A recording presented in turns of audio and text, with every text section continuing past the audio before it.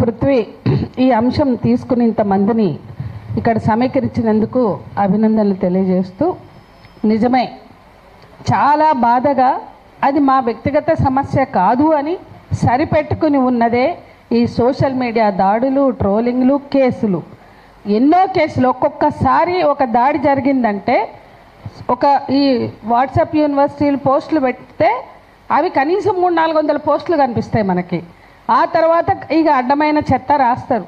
మా ఫోటోలు పెట్టి మా ఫోన్ నంబర్లు ఇచ్చి రాస్తే మాకు ఎన్ని కాల్స్ వస్తాయో ఒకసారి ఊహించుకోండి. కానీ మేము ఎప్పుడూ సబ్జెక్టివ్గా రియాక్ట్ కాకూడదు. అంటే మడమ తిప్పొద్దంటే మనము రెస్పాండ్ అయినామంటే, రియాక్ట్ అయినామంటే మేము భయపడుతున్నట్లుగా వాళ్ళు తీసుకుంటారు. కాబట్టి మడమ తిప్పొద్దు అనుకున్నాం. అదే మా చెల్లి చందు తులసి మీద వచ్చినప్పుడు అందరం కలిసి మీటింగ్ పెట్టి గట్టిగా మాట్లాడాం. అంటే నేనేం చెప్పదలుచుకున్నానంటే, సోషల్ మీడియా దాడి మన రాష్ట్రంలో లేదా మన తెలుగు సమూహాల్లో ఎప్పటి నుంచి చూస్తున్నామంటే, బీజేపీ అధికారంలోకి వచ్చాక మొదలైంది. మా వ్యక్తిగత అనుభవంగా చూసుకుంటే, రాజశేఖర రెడ్డి గారు చనిపోయినప్పుడు ఎందుకు జనం చనిపోతారు అంటే ఆయన ఇచ్చే బంధు ఆరోగ్యశ్రీ, అట్లాగే ఫీజు రీఎంబర్స్మెంట్ ఇంకెవరు ఇవ్వరానా, ఎందుకు భయపడతారు అని అట్లా మాట్లాడారు. ఎవరు చనిపోవద్దంటే అప్పుడు ఫోన్ల మీద తిట్టి వదిలిపెట్టారు. ఈ పోస్టులు, ఈ కేసులు లేవు. ఇక నెక్స్ట్ మేము సినిమా ఇండస్ట్రీ ఇష్యూ టేకప్ చేసాం. జూనియర్ ఆర్టిస్టుల్ని చాలామంది యాక్టర్లని తీసుకొచ్చి ఇక్కడ మాట్లాడాం. శ్రీరెడ్డి దాన్ని ఇష్యూని బ్రేక్ చేసినా దాన్ని నిజంగా కేసులు వేసి చివరి వరకు ఒక హై లెవెల్ కమిటీ వేసే వరకు తీసుకెళ్ళింది మేమే. అప్పుడు ఇక్కడ జరిగిన ప్రెస్ మీట్ తర్వాత మేము చిరంజీవిని ప్రశ్నించాము, అందరినీ ప్రశ్నించాము. ఒక వెంకటేష్ మీద మాకు చెప్పలేదు. జూనియర్ ఆర్టిస్టులు వాళ్ళ కథలన్నీ చెప్పారు. ఎవరెవరు ఏ కథలు చెప్పారు వేసి వీళ్ళేనా మొక్కలు, అసలు మన తెలంగాణకి ఏం కర్మ, ఈ 2.5 కులాలు వీళ్ళేనా ముక్కులు, వీళ్ళ వారసులు తాతలు ముత్తాతలు వీళ్ళేనా, ఇంకెవరు లేరా అని చెప్పి అందరినీ తిట్టినాం. ఇక చూసుకోండి, మేము మహా టీవీ పోతే ఆడుకొచ్చేసిండ్రు. ఈ పవన్ కళ్యాణ్ సినిమాలో నటించేటువంటి మన తెలంగాణ పిల్లగాళ్ళందరినీ తీసుకుని వచ్చారు, మమ్మల్ని కొట్టడానికి వచ్చారు. అట్లా మాకు వ్యక్తిగత జీవితంలో ట్రోలింగ్ కానీ, దాడి కానీ, కేసులు కానీ పవన్ కళ్యాణ్ తోటే మొదలైనవి. ఇక అప్పటి నుంచి ఇక బీజేపీ ఇక చెప్పొద్దు, వాళ్ళ గురించి ఎంత తక్కువ మాట్లాడితే అంత మంచిది. సరే, ఈసారి టర్ను నేనైపోయినా, చందు తులసి అయిపోయింది, సూర్యపల్లి సుజాత అయింది, దేవ్ అయింది. ఇక ఇప్పుడు ఈసారి టర్న్ మా సార్కి వచ్చింది, ప్రొఫెసర్ నాగేశ్వర్ గారికి. ఖచ్చితంగా నాగేశ్వర్ గారి మీద పెట్టిన కేసులు వెనక్కి తీసుకోవాలని, ఈ దాడిని ఆపాలని, అట్లాగే మా తులసమ్మ చెప్పినట్టు official social media official Twitter హ్యాండిల్లో పెట్టిన పోస్టును వెంటనే తొలగించాలని మేము కూడా డిమాండ్ చేస్తున్నాం ప్రగతిశీల మహిళా సంఘంగా. నేను ఒక 3 విషయాలు చెప్పాలనుకుంటున్నా. తెలంగాణ ఉద్యమ కాలంలో మస్తు తిట్టినాం. ఒక్కొక్క నాయకుల్ని ఎట్లా తిట్టిందంటే మేము ఆపలేక చచ్చినాం. అట్లా అంత పర్సనల్గా తిట్టొద్దని బ్యానర్లు పెట్టుడు, తిట్టుడు. అస్సలు ఎవడన్నా నోరిప్పిండా, ఎవడన్నా కేసు పెట్టలేదు. తెలంగాణ ఉద్యమ కాలంలో తిట్టిన తిట్లు ఆంధ్ర నాయకులు చంద్రబాబునే కావచ్చు, పవన్ కళ్యాణ్నే కావచ్చు, చిరంజీవినే కావచ్చు, ఎవరూ తిట్టలేదు. కానీ అంత తిడితే కూడా ఎవరు స్పందించలేదు. తెలంగాణ వచ్చింది. ఒక 2 సంవత్సరాలు రేవంత్ రెడ్డి టీడీపీ అధ్యక్షుడిగా ఉన్నాడు. 3వ సంవత్సరం తెలంగాణ నుంచి బిస్తర్ సర్దుకొని టీడీపీ వెళ్ళిపోయింది. మొత్తానికి పార్టీ ఏదో ఉన్నదంటే ఉన్నది, కానీ రేవంత్ అధ్యక్షుడిగా ఉన్నంతకాలం 2.5 ఏళ్ళు అఫీషియల్గా పోటీలు చేశారు, క్యాండిడేట్లను నిలబెట్టారు. తర్వాత బిస్తర్ సర్దుకుని వెళ్ళిపోతే ఆయన కాంగ్రెస్కి వచ్చిండు. ఇన్నాళ్ళు కేసీఆర్ ప్రభుత్వంలో కూడా మస్తు తిట్టినాం అనేక సందర్భాలు. వాస్తవానికి వాళ్ళంత తక్కువ స్థాయిలో, వాళ్ళంత భూత పురాణాలతో మన రాజకీయాలు ఉండవు. మన దాంట్లో ఎన్ని లోపాలున్నా అంత నికృష్టంగా మనకు ఉండవు. అటువంటిది మనము ఎప్పుడైనా విమర్శించినా చంద్రబాబు మీద విమర్శలు ఎప్పుడు జరుగుతాయి, కానీ ఇంత ధైర్యం చేయాల. ఇప్పుడు అంటే గత 10 ఏళ్ల బీఆర్ఎస్ పాలనలో కూడా తిట్టినాం, కానీ ఇంత ధైర్యం చేయలే. కానీ ఈరోజు కేసులు పెట్టే దమ్ము వచ్చి అరెస్ట్ చేయడానికి పూనుకున్నారంటే దానికి చేతగానితనం రేవంత్ రెడ్డిది. రేవంత్ రెడ్డి వత్తాసు చూసుకునే వాళ్ళు ఇట్లా వచ్చిండ్రు అనేది మనం అర్థం చేసుకోవాలి. రేవంత్ రెడ్డి ఆయనకి టీం బీనా, ఆయన శిష్యుడా, కానీ ఎన్నడూ జై తెలంగాణ అన్న బాపతి కాదు.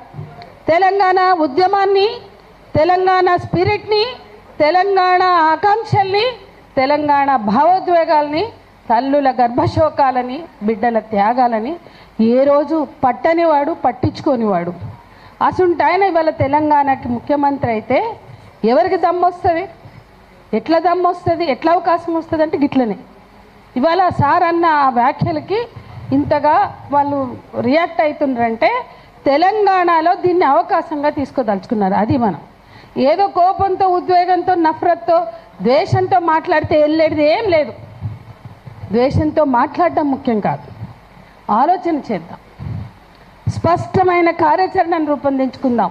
వాళ్ళకి బుద్ధి వచ్చే మొన్న బండి సంజయ్ కొడుకు అరెస్ట్ అయ్యే వరకు ఎట్లా చేసినాం, అట్లా ఈ సీమాంధ్ర పాలకులు మెల్లమెల్లగా మళ్ళీ ఎంకరేజ్ అవుతున్నారు. సీమాంధ్ర పాలకులకి తొత్తుగా ఉండే పాలకులు మన తెలంగాణలో ఉన్నారు. పోరాడి సాధించుకున్న గడ్డ మీద తెలంగాణ పాలకులుగా ఉన్నారు.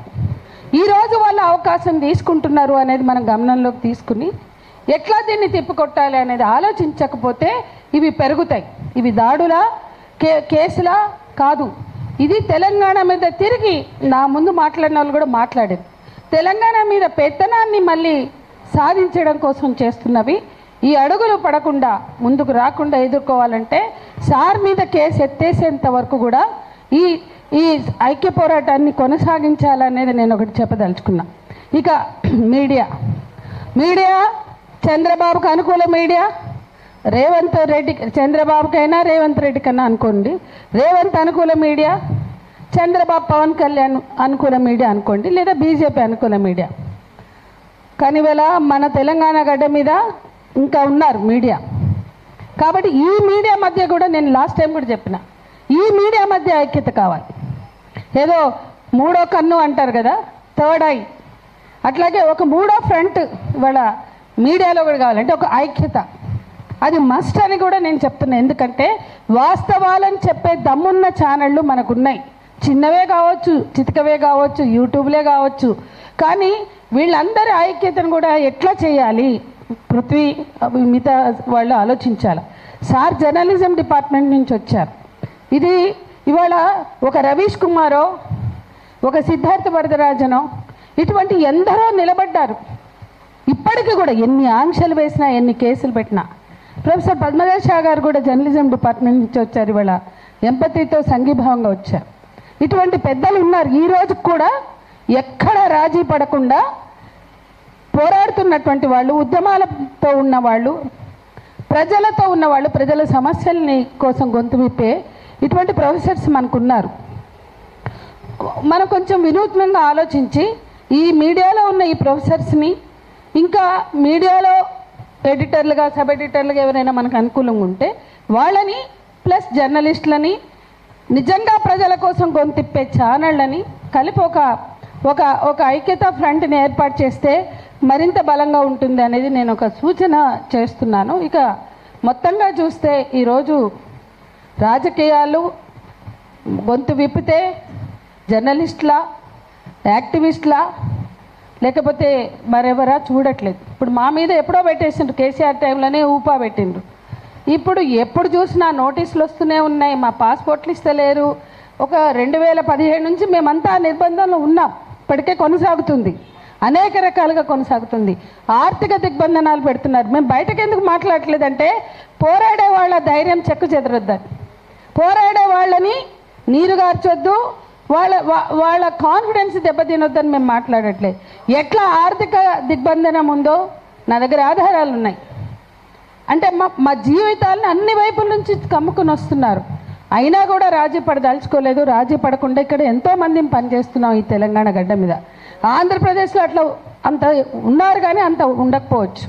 కాబట్టి ఈ ఉద్యమంలో తెలంగాణ ఆకాంక్షల్ని ముందుకు తీసుకెళ్ళడానికి, పోరాడి సాధించిన తెలంగాణలో మనకు జరిగిన మోసాలు, అన్యాయాలకు వ్యతిరేకంగా ఒక ఫ్రంట్ అవసరం.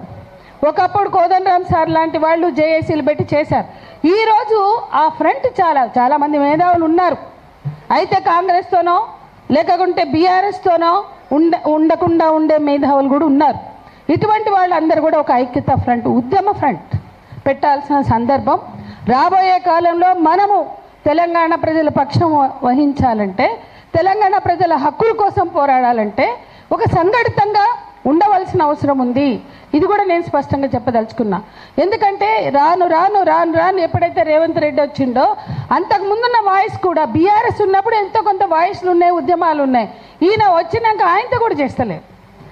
ఖచ్చితంగా అంటే పోరాటాలు అప్పుడున్నాయి, ఇప్పుడున్నాయి, ఎప్పుడు ఉంటాయి.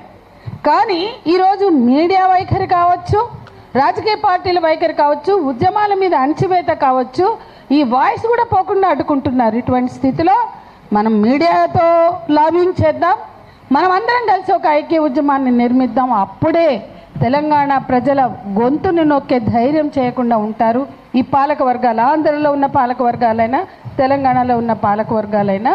ఇవాళ సీమాంధ్ర పాలకులుగా మనకు ఎంత అన్యాయం చేసిండో చెప్పవలసిన సందర్భం కాదు, అందరికీ తెలుసు.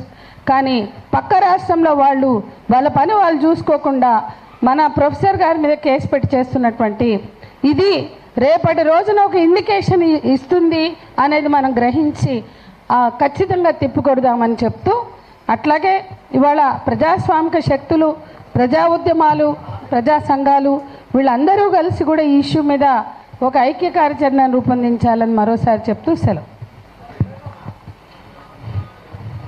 తప్పకుండా ఒక ఐక్య సంఘటన చేయాలనే ఆలోచన ఉంది. తప్పకుండా అది చేస్తాం. ఇప్పుడు మా ఆఖరి గంగా పాట పాడిన తర్వాత ఇక సార్ మాట్లాడతారు.